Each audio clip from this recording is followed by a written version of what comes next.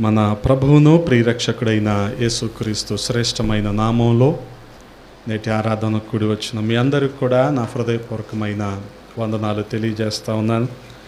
దేవుని మహాకృప కనికరాలను బట్టి దేవుడి రీతిగా సజీవుల సంఖ్యలో ఉంచి మరొక ప్రభు దినాన ఆయన సన్నిధిలో మనం ఉండటానికి ప్రభువు సహాయము చేశారు. హల్లెలూయా. నేటి ధ్యానము కొరకు ఒక వాక్యాన్ని చదువుకుందాం. 40వ కీర్తన 2వ చరణాన్ని చదువుతూ ఉన్నాను, గమనించండి. 40వ కీర్తన 2వ చరణం. నాశనకరమైన గుంటలో నుండి, జిగటగల దొంగ ఊబిలో నుండి ఆయన నన్ను పైకెత్తును, నా పాదములు బండ మీద నిలిపి నా అడుగులు స్థిరపరచెను. ప్రార్థన. మమ్మల్ని అతి మిక్కిలిగా ప్రేమించిన మా ప్రియ పరలోకపు తండ్రి, ఈ సమయంలో మరొక్కసారి మీ పాద సన్నిధి చేరటానికి మీరు చూపిన కృపను బట్టి స్తోత్రాలు. గడిచిన కాలం మీ రెక్కల నీడలో భద్రపరిచారు, క్షేమాన్ని సమృద్ధిని మాకిచ్చారు. వందనాలు రాజా. మరొక ప్రభు దినాన మీ సన్నిధిలో మేమందరము కూడి మిమ్మల్ని మహిమపరచడానికి, మిమ్మల్ని ఆరాధించడానికి మంచి సమయాన్ని ఇచ్చారు. వందనాలు. మీరు ఏర్పాటు చేసిన ఈ లేఖనాలను దీవించండి, మా వినికిడిలో దీవించండి, మా సమయాన్ని దీవెనకరంగా మార్చండి. వినగలిగిన చెవిని గ్రహించే హృదయాన్ని మాకివ్వండి అయ్యా. అల్పుడైన నన్ను మరుగు చేయండి, మీరే మాతో ముచ్చటించండి. సమస్తాన్ని మీ స్వాధీనంలో ఉంచుకోనండి. మీకే మహిమలు ఆరోపిస్తూ యేసయ్య పరిశుద్ధ నామంలో అడిగి వేడుకుంటున్నాము తండ్రి, ఆమేన్. దేవునికి స్తోత్రం. హల్లెలూయా. ప్రభువునందు ప్రియ సహోదరి సహోదరులారా, దావీదు తన 40వ కీర్తనలో ఈ రీతిగా మాట్లాడుతూ ఉన్నాడు. ఏమంటున్నాడు? నాశనకరమైన గుంటలో నుండి 2వ చరణం. జిగటగల దొంగ ఊబిలో నుండి నన్ను పైకెత్తును, నా పాదములు బండ మీద నిలిపి నా అడుగులు స్థిరపరచెను. నా పాదములు బండ మీద నిలిపి నా అడుగులు స్థిరపరచెను. ఇది దావీదు మహారాజు యొక్క స్వానుభవం. తను ఎదుర్కొంటున్న పరిస్థితులు, తను వెళ్తున్న అనుభవాల్లో దావీదు మహారాజు మాట్లాడుతున్న మాట. నాశనకరమైన గుంట, జిగటగల దొంగ ఊబి, వీటన్నిటి నుంచి కూడా పైకెత్తేవాడు దేవుడే. దేవునితో దావీదుకున్న అనుబంధము, సహవాసాన్ని బట్టి దేవుని మీద దావీదు ఎంతగా ఆధారపడుతూ ఉన్నాడో ఈ మాటలను బట్టి మనం అర్థం చేసుకోవచ్చు. తను రాజైనప్పటికీ ఇది నా జ్ఞానము, నా తెలివి, నా బలము అని అనకుండా దేవుని కృప వలనే, దేవుని దయ వలనే ఇవన్నీ కూడా ఏర్పరచబడ్డాయి అని చెప్తూనే దేవుని మీద ఆధారపడుతున్నాడు, దేవునిలో ఆశ్రయం పొందుతున్నాడు. నా ఆశ్రయదుర్గము, నా కేడము, నా రక్షణ దుర్గము. అందుకని ఆఖరి చరణంలో ఏమంటున్నాడు? నాకు సహాయము, నా రక్షణ కర్తవు. గమనించండి, తన హోదాను బట్టి తను ఏదైనా చేయగలిగిన పరిస్థితి ఉండొచ్చు, కానీ దేవుని మీద ఆధారపడుతున్నాడు. ఏమంటున్నాడు? నా సహాయము, నా రక్షణ కర్తవు. అలాగే చాలా సందర్భాల్లో, చాలా కీర్తనలో నా దుర్గము, నా కేడము, నా శైలము, నా శృంగము, ఇన్ని రీతులుగా దావీదు తన వ్యక్తిగత అనుభవాలను మనతో పంచుకుంటున్నాడు. దేవునితో తనకు ఉన్న సహవాసం ఇది. అందుకని గమనించండి, ఏమంటున్నాడు? నా పాదములు బండ మీద నిలిపి. నిలబడాలంటే మనిషికి ఓపిక ఎంత అవసరమో, నిలబడిన చోటు కూడా అంతే స్థిరంగా ఉండటం కూడా అవసరం. ఏ ఇసుక మీదో, నీటి మీదో మనిషి నిలబడాలంటే, గాలిలో మనిషి నిలబడాలంటే అవకాశం లేదు. కారణం ఏంటంటే అక్కడ పునాది లేదు. కానీ బండ, ముఖ్యంగా పునాది, స్థిరమైన రాయి, దీని మీద నిలబడటానికి మనిషికి అవకాశం ఉంటుంది. అందుకనే గమనించండి, ఏమంటున్నాడు? నా పాదములు బండ మీద నిలిపి నా అడుగులు స్థిరపరచెను. బండ మీద నిలిపి నా అడుగులు స్థిరపరచును అంటున్నాడు. వాస్తవానికి బండ మీద నిలిచేది ఏంటంటే దేవుని సంఘము. హల్లెలూయా. అందుకనే యేసుక్రీస్తు ప్రభువారు పేతురుతో మాట్లాడుతూ మత్తయి సువార్త 16వ అధ్యాయం, మత్తయి సువార్త 16వ అధ్యాయం 18వ వచనాన్ని ఒకసారి చదువుతారా? మరియు నీవు పేతురువు, ఈ బండ మీద నా సంఘమును కట్టుదును. హల్లెలూయా. అందుకనే బండ మీద నిలిచేది ఏంటంటే దేవుని సంఘం. ఏంటి ఆ బండ? క్రీస్తు అనబడిన బండ. అందుకనే చాలా స్పష్టంగా మనం అర్థం చేసుకోగలిగితే కొరింథీయులకు రాసిన మొదటి పత్రికలో పౌలు అపోస్తలుడు ఈ రీతిగా మాట్లాడుతున్నాడు. 3వ అధ్యాయములో మనం చూడగలిగితే 5వ వచనం నుంచి ఒక మాటను మనం చదువుకుందాం. 4వ వచనం నుంచి చదువుదామా? ఒకడు ఏమంటున్నాడు? నేను పౌలుకు సంబంధించినోడిని. ఇంకోడు ఏమంటున్నాడు? నేను అపోల్లో వాడునోను అని చెప్పునప్పుడు మీరు ప్రకృతి సంబంధులైన మనుషులు కారా? ఇంతకీ అపోల్లో ఎవడు? పౌలెవడు? పరిచారకులే కదా.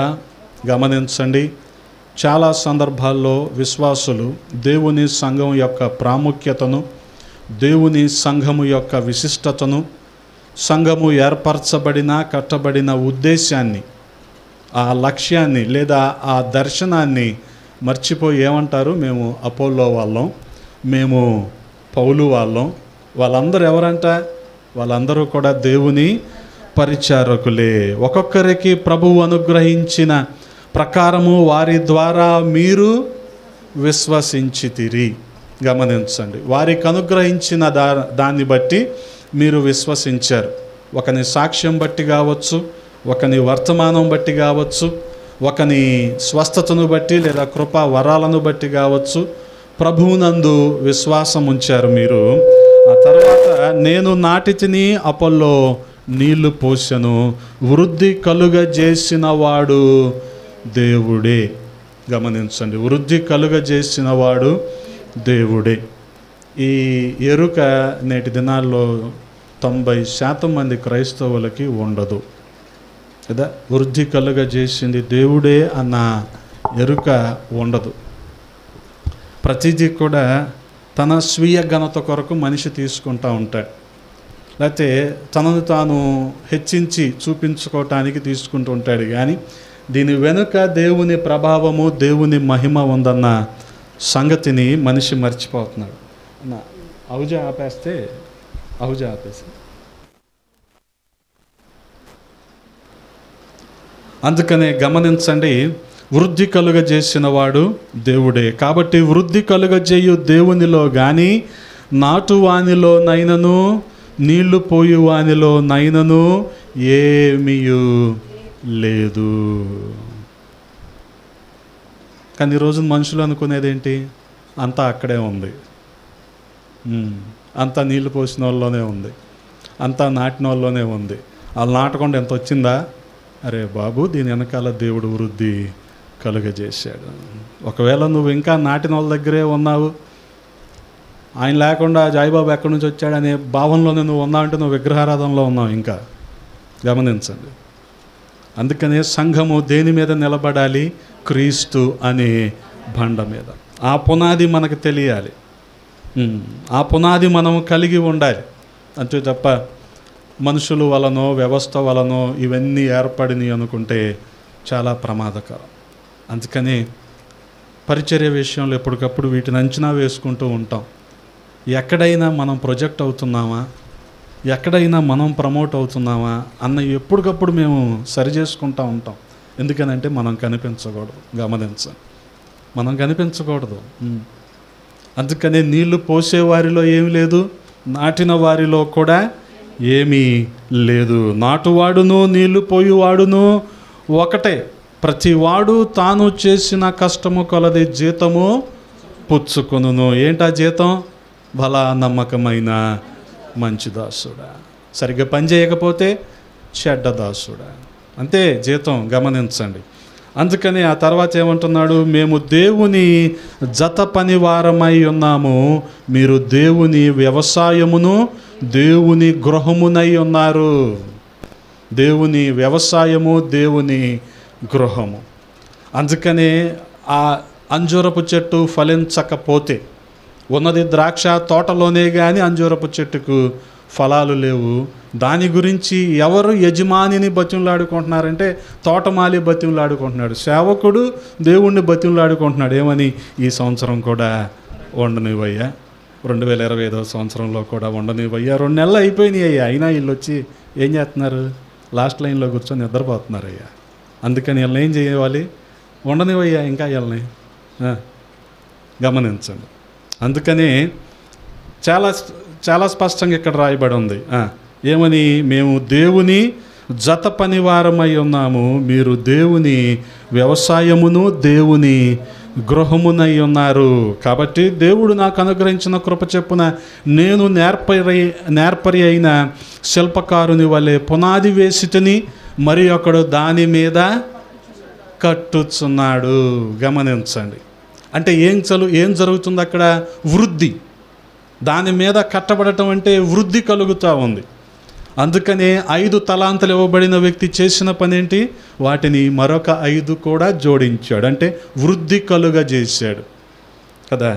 ఏర్పాటు చేసినట్టుగానే ఎదుగుదల లేకుండా ఉండిపోయిందా, లేదుగా. 5 ఇవ్వబడితే ఎన్ని వచ్చినాయి, మళ్ళీ మరొక 5. 2 ఇవ్వబడితే మళ్ళీ ఎన్ని వచ్చినాయి, మరొక 2. అందుకనే గమనించండి, మరి ఒకడు దాని మీద కట్టుచున్నాడు, ప్రతివాడు దాని మీద ఎలాగూ కట్టుచున్నాడో జాగ్రత్తగా చూచుకొనవలెను. ఎలా కడుతున్నారు గమనించండి. కక్ష చేత, మిష చేత, సత్యము చేత, దేని చేత కడుతున్నారు? అందుకనే గమనించాలి. ఇవన్నీ కూడా దేని చేత మనం కట్టబడుతున్నాం? వాస్తవానికి వేయబడినది తప్ప మరి యొక్క పునాది ఎవడును వేయనేరడు. ఈ పునాది ఎవరు? క్రీస్తే. హల్లెలూయా. 11వ వచనంలో ఈ పునాది క్రీస్తే. ఆ పునాది మీదే సంఘము కట్టబడాలి. ఈ బండ మీద నువ్వు నా సంఘాన్ని కడుతున్నావు పేతురు. వాస్తవానికి ఇది పేతురు గొప్పతనమా? కాదు, దేవుని అనాది సంకల్పము. హల్లెలూయా. కాబట్టి మనం గమనించగలిగితే వేయబడినది తప్ప మరి యొక్క పునాది ఎవడును వేయనేరడు. ఈ పునాది యేసు క్రీస్తే. హల్లెలూయా. కాబట్టి ఆ పునాది మీద, ఆ బండ మీద దేవుని సంఘం అనేది కట్టబడాలి. చూడగలిగితే కొరింథీయులకు రాసిన పత్రికలోనే ఇదే పత్రికలో 10వ అధ్యాయము, ఇదే పత్రికలో 10వ అధ్యాయము 4వ వచనాన్ని ఒకసారి చదువుతారా?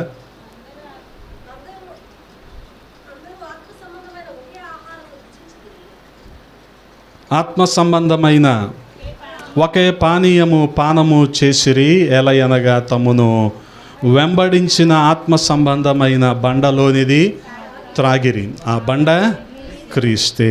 హల్లెలూయా. ఆ బండ క్రీస్తే. గమనించండి. అందుకనే పౌలు అనేక సంఘాలను బలపరిచి కూడా తను ఎంత దీనత్వాన్ని, సాత్వికాన్ని కలిగి విశ్వాసులకు ఆయన నేర్పిస్తున్నది ఏంటంటే దేవుడనే బండ మీద మాత్రమే సంఘము కట్టబడాలి అని. కొన్ని సందర్భాలలో ఈ ఎరుక మనకి లేదనుకోండి, ఏదో భావజాలం వచ్చి మనలో చేరిపోతూ ఉంటుంది. అంటే వాక్య వ్యతిరేక విధానాలు, దేవునికి ఆయాసకరమైన విధానాలు. అందుకనే గమనించండి, నా అడుగులు ఎక్కడ స్థిరపరిచావు? నువ్వు బండ మీద స్థిరపరిచావు అని దావీదు మహారాజు చెప్తా ఉన్నాడు. అంటే రాబోయే క్రీస్తును కూడా తను దర్శించాడు ఒక రకంగా చెప్పాలంటే. ఆ రీతిగా ప్రియ సహోదరి సహోదరులారా, ఆ బండ మీద నిలబడినప్పుడు సంఘం అనేది వృద్ధి చెందుతూ ఉంటుంది, అభివృద్ధి కలుగుతూ ఉంటుంది. దాన్ని బట్టే సంఘము ఫలింపులోనికి వెళ్తూ ఉంటుంది. వాక్యములో వేరుపారటం, సత్యములో వేరుపారటం, ఇలాంటివి కాకుండా మరి ఏదైనా వచ్చిందనుకోండి, అవన్నీ తాత్కాలికమే అని మనం గ్రహించాలి. ఎందుకనంటే మనిషి ఆలోచనలకు అనుగుణంగా మనిషి భావజాలాలు లేకపోతే ఈ ఐడియాలజీస్ అన్నీ వచ్చేస్తూ ఉంటాయి. ఇవి చాలా ప్రమాదకరం.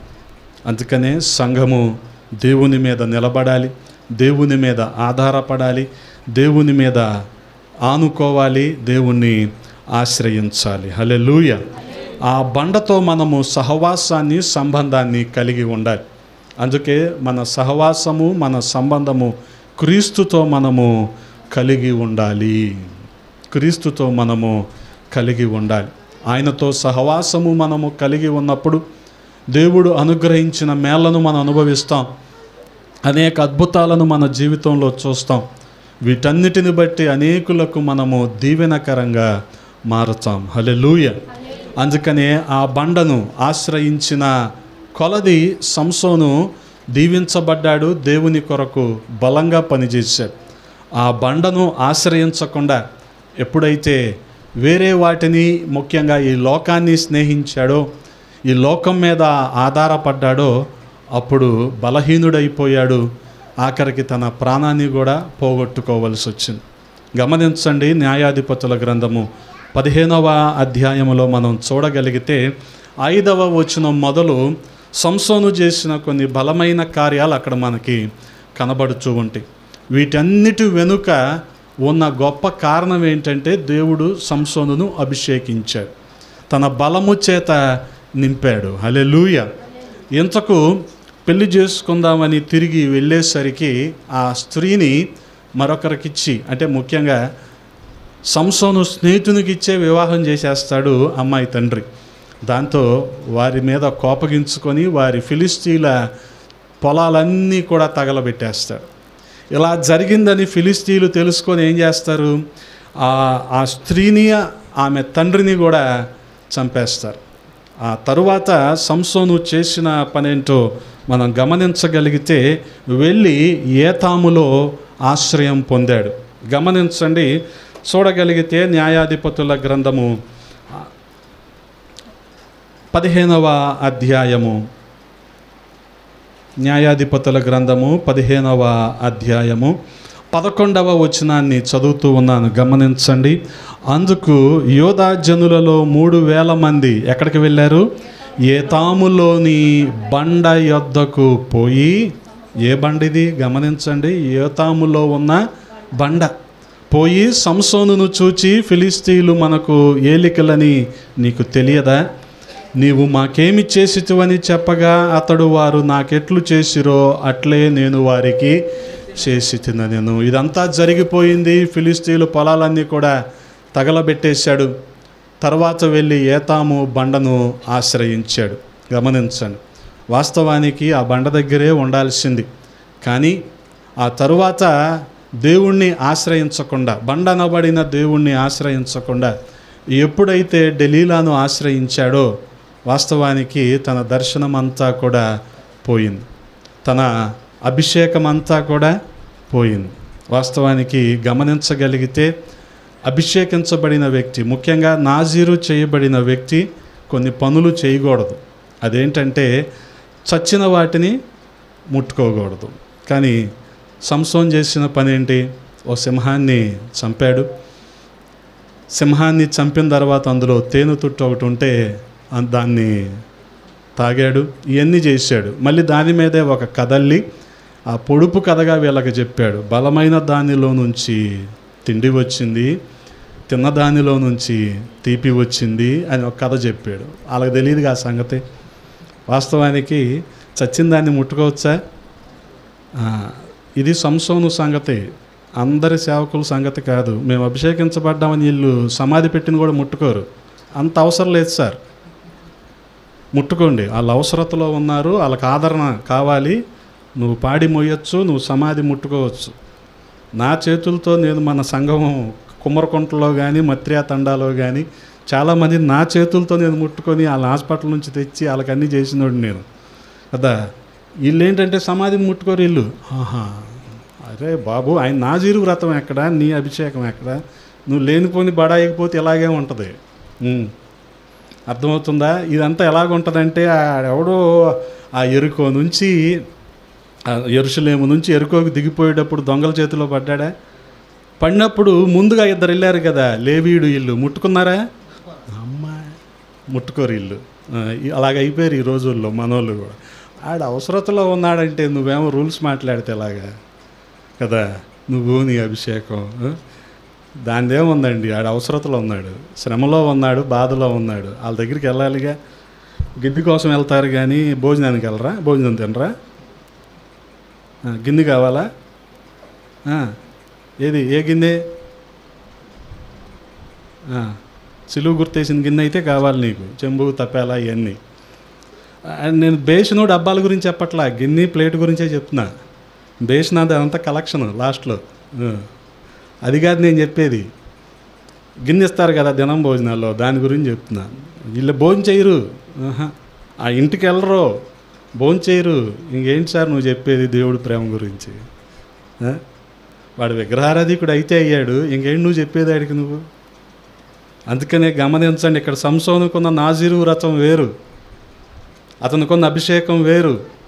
కాబట్టి వాటిని మనం ఆపాదించుకొని మనల్ని మనం గొప్ప చేసుకోవాల్సిన అవసరం లేదు. గమనించండి. చాలామంది ఏం చేస్తారంటే వీళ్ళ నీళ్ళు చాలా డిస్టెన్స్ ఎడ్యుకేషన్లోకి వెళ్ళిపోతారు. అంటే జనాలకు దూరంగా, సంఘానికి సమాజానికి దూరంగా. అందుకని డిస్టెన్స్ మెయింటైన్ చేస్తూ ఉంటారు, దూరంగా ఉంటారు. చుట్టూరు ఎవరు ఉంటారు? బౌన్సర్లు ఉంటారు. అంత అవసరంలా. ఎందుకని? యేసుక్రీస్తు ప్రభు వారే జనసమూహాలు ఆయన మీద పడుతుంటే ఆయన దాన్ని కూడా భరించి వారందరూ కూడా స్వస్థతలు, అద్భుతాలు అవన్నీ చేసే పంపించాడు ఆయన. కాబట్టి ఈ లేనిపోయి మన గురించి మనం ఎక్కువగా ఊహించుకోవడం కూడా పొరపాటే. ఇంకోటి ఇక్కడ సంసోను చేసింది ఏంటంటే, నాజీరు చేయబడినప్పుడు సంసోను తల్లికి ఇవ్వబడిన మాట ఏంటంటే, హెచ్చరిక ఏంటంటే, మంగళ కత్తి సంసోను తల మీద రాకూడదు. అందుకని నీ బలం ఎక్కడుందంటే, ఏయో చెప్పాడు కానీ ఆఖరికి నా జుట్టులోనే నా బలం ఉందంటే, డెలీలా ఏం చేసింది అంటే, ఏతాము బండను విడిచిపెట్టి డెలీలా దగ్గరికి వచ్చి డెలీలా మీద ఆధారపడ్డాడో, ఇక్కడ ఈయన బలానికి ఉన్న సీక్రెట్ అంతా తెలిసిపోయింది కదా. వాళ్ళు చేసింది ఏంటంటే తన జుట్టంతా కూడా కత్తిరించేశారు.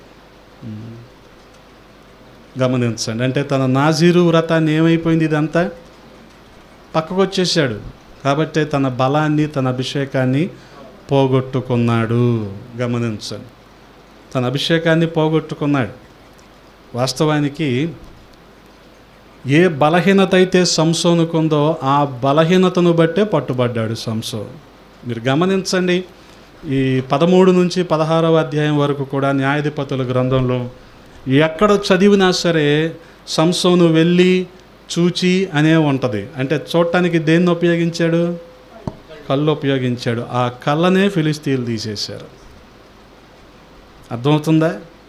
సంసోను ఏదైతే ఘనత అనుకున్నాడో, ఏదైతే తన గొప్పతనం అనుకున్నాడో, ఆ బలహీనతను బట్టి ఫిలిస్తీన్లు ఏం చేశారు? ముందు ఆ కళ్ళనే తీసేశారు. ఎక్కడైనా చదవండి మీరు, పలానా తిమ్నాతుకు వెళ్ళి ఒకతను చూచి చూచి చూచి అన్నీ చూచియే. చూడటానికి ఏం ఉపయోగించాడు? ఇప్పుడు ఆ కళ్ళే లేవు. మనం కూడా మన ఇదిని బట్టి కొంత అతిశయిస్తాం కదా, దాన్నే తీసేస్తాడు దేవుడు. జ్ఞాపకం ఉంచుకోండి. అంటున్నారు అనుకోండి పద్దాక, ఇదే ఉండదు ఆఖరికి, ఇదే ఉండదు. నమ్మరా? అదే ఉండదు. తర్వాత ఏం చేయాలి? దువ్విన అవసరం లేదు కాదు, టోపీ పెట్టుకోవాలి. తర్వాత టోపీ పెట్టుకుని ఉద్యోగం వస్తే మంచిదే. వాళ్ళకి టోపీ పెట్టుకుని ఉద్యోగం అంటే వాచ్మెన్ కాదా, పోలీస్ అయ్యా. కనీసం రిచ్గా ఆలోచించండి అయ్యా. టోపీ పెట్టుకుని ఉద్యోగం వస్తే పర్లేదు కదా. నేను ఎంత బాగున్నానో, అందరు నన్ను ఇలాగ అంటున్నారు, అలా దాన్నే తీసేస్తాడు ఒకరోజు. జ్ఞాపకం ఉంచుకో. నేను ఎంత ఎత్తున్నాను, నేను ఎంత నాజుగ్గా ఉన్నాను అంటున్నావు అనుకో, అదే ఒకరోజు ఉండదు. ఏం చేస్తావు అప్పుడు? కలిగిందంతా దేనివల్ల కలిగింది?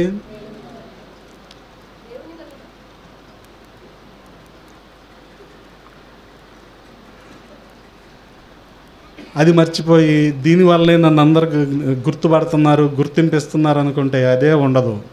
చూచి చూచి చూచి తర్వాత ఏమైంది? చూడటానికి ఇప్పుడు కళ్ళు కూడా లేవు. దాగోను దేవత గుడిలో బందీ అయిపోయాడు. గమనించండి, ఎందుకు ఇంత భయంకరమైన పరిస్థితికి వచ్చాడు? ఆ బండ మీద ఆనుకోలేదు. దేవుడు అనే బండ మీద సంసోను ఆనుకోలేదు. అందుకని చాలా జాగ్రత్తగా మనం గమనించగలిగితే ఇటువంటి బలహీనతను బట్టి సంసోను అప్పగించబడ్డాడు. ఆఖరికి తన కళ్ళకే తీర్పు వస్తుందని ఊహించాడా? ఊహించలేదు. అదే రీతిగా మనం చూడగలిగితే వాస్తవానికి నాజీరు చేయబడిన వాడు ఉన్నతమైన ఆత్మీయ మెట్టులో ఉండాలి. ఆత్మీయ మెట్టులో లేకుండా దిగి వెళ్తున్నాడు అనుకోండి, ఏం జరుగుద్ది? దొంగల చేతిలో చిక్కుగా ఉంటాడు. ఈ సమరయుని చేత ఆదరించబడిన వ్యక్తి ఉన్నాడు కదా, యెరూషలేము ఉన్నతమైన కొండ మీద కట్టబడిన పట్టణం. అక్కడి నుంచి ఏం చేస్తున్నాడు? నాశనకరమైన శపితమైన ఎరుకోకి దిగి వెళ్తున్నాడు. దిగి వెళ్ళటం అంటే ఆత్మీయతలో పతనం అయిపోవటమే. సంసోను గనక తన నాజీరు వ్రతాన్ని విడిచిపెట్టి తన అభిషేకాన్ని ఎలాగైతే పోగొట్టుకున్నాడో, ఉన్నతమైన ఆత్మీయతలో ఉండాల్సిన విశ్వాసులు కూడా దిగి ఆత్మీయతను విడిచిపెట్టి వెళ్తున్నారంటే అపవాదికి అప్పగించుకోవటమే. గమనించండి. అందుకనే చాలా జాగ్రత్తగా మనం చూడగలిగితే ఆత్మీయతను వదిలిపెట్టి దిగి వెళ్ళిపోయిన సంసోను ఫిలిష్తీయుల చేతికి అప్పగించబడ్డాడు. వారి చేతిలో బందీ అయిపోయాడు. ఇప్పుడు ఏం చేస్తున్నాడు? గానుగా ఈడుస్తున్నాడు. అందుకనే మొట్టమొదటిగా బంధించబడ్డాడు, తర్వాత గుడ్డివాడైపోయాడు. ఇప్పుడు ఏం చేస్తున్నాడు? గానుగా ఈడుస్తున్నాడు. అందుకనే బండ అయిన దేవుని మీద మనము ఆధారపడాలి. సంఘము దేవుని మీద ఆధారపడాలి. అదే రీతిగా చూడగలిగితే బండ మీద నిలబడిన మోషే దేవుని యొక్క ప్రత్యక్షతను చూశాడు. నిర్గమాకాండము 33వ అధ్యాయం 21వ వచనంలో మనం చూడగలిగితే, నిర్గమాకాండము 33వ అధ్యాయము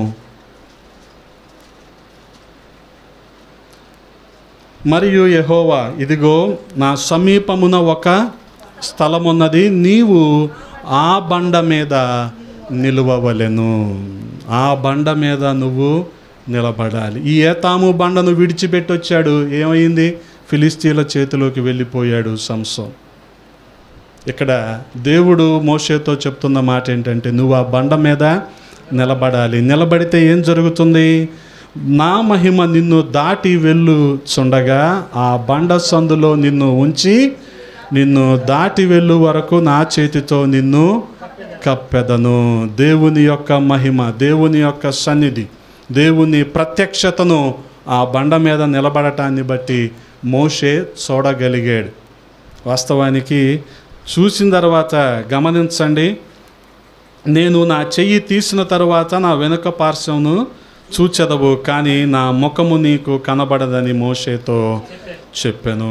వాస్తవానికి దేవుని ప్రత్యక్షతను చూశాడు మోషే ఆ బండ మీద నిలబడిన కారణంగా. ఆ రీతిగా మనం చూడగలిగితే ఏసెలు అనే బండ మీద దావీదు నిలబడిన కారణంగా, అక్కడ ఉన్న కారణంగా తన ప్రాణాన్ని దావీదు కాపాడుకున్నాడు. సమూయేలు మొదటి గ్రంథము 20వ అధ్యాయం 19వ వచనంలో మనం చూడగలిగితే, సమూయేలు మొదటి గ్రంథము 20వ అధ్యాయము 19వ వచనం, నీవు 3 దినములాగి ఈ పని జరిగించుచుండగా నీవు దాగి ఉన్న స్థలమునకు త్వరగా వెళ్ళి ఎస్సెలు అను బండ దగ్గర ఉండుము. ఎస్సెల్ అనే బండ దగ్గర ఉండటం వలన సౌలు చంపటానికి చూస్తున్నాడు దావీదుని, కానీ యోనాతాను ఎప్పటికప్పుడు తప్పిస్తానే ఉన్నాడు.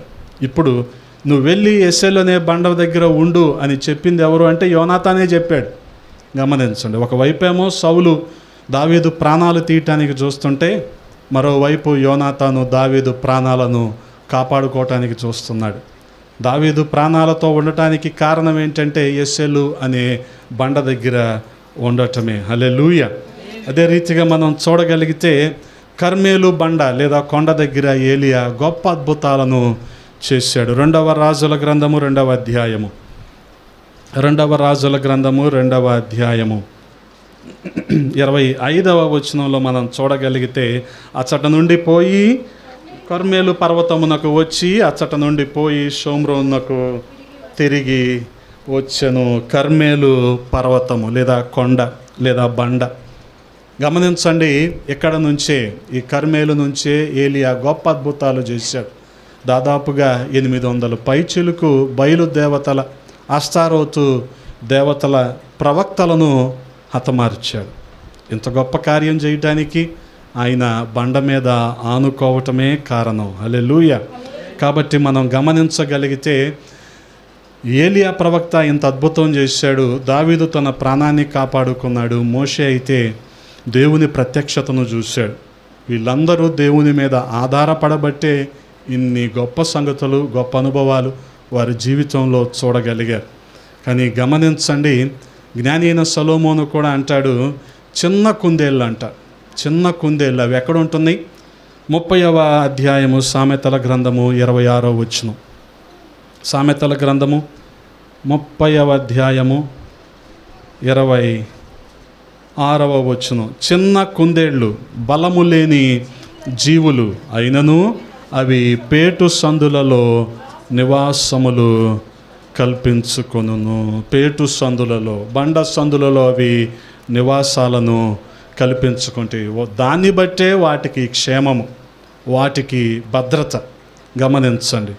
అందుకనే అవి ఎప్పుడైతే ఆశ్రయాన్ని పొందాయో బండ సందుల్లో తమ ప్రాణాన్ని సురక్షితంగా అవి కాపాడుకోగలిగే. అదే రీతిగా సంఘము కూడా క్రీస్తు అనే బండ మీద కట్టబడాలి. ఆయన పొందిన గాయాలు అనే సందులలో మనము కూడా ఆశ్రయం పొందాలి. దాన్ని బట్టే మనకు క్షేమము, మనకు భద్రత. హల్లెలూయా. కాబట్టి దేవుని గాయాల కంటే సురక్షితమైన స్థలం ఇంకొకటి ఉండదు. ఆయన గాయాలను ఆశ్రయించిన వారు ఖచ్చితంగా రక్షించబడతారు. అందుకనే జ్ఞాని అయిన సొలొమోను ఏమంటున్నాడు? బండ సందులలో ఎగురు పావురమా అంటాడు. ఎందుకని? గమనించండి, అది దేవుని మీదే ఆధారపడి, దేవుని దగ్గరే ఆశ్రయం పొంది, దేవుని మీదే ఆనుకొని జీవిస్తూ ఉన్న చిన్న జీవి, చిన్న పక్షి. అంత బలమైన పక్షి కూడా కాదు, కానీ దాని బలం ఎవరంటే దేవుడే. హల్లెలూయా.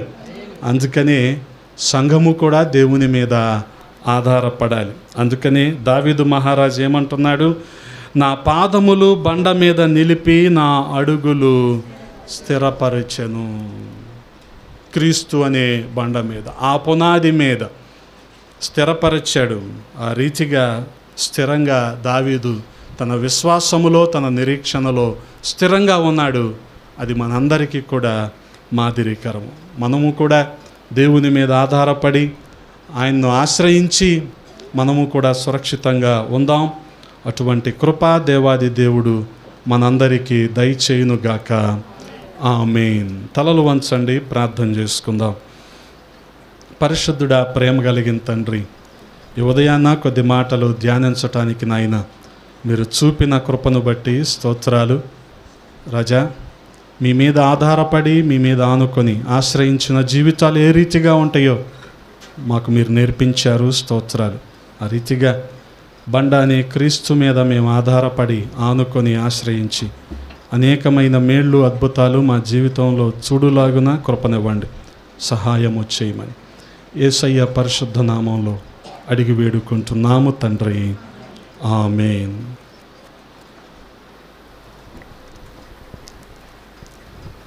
ఈ సమయంలో మనందరం లేచి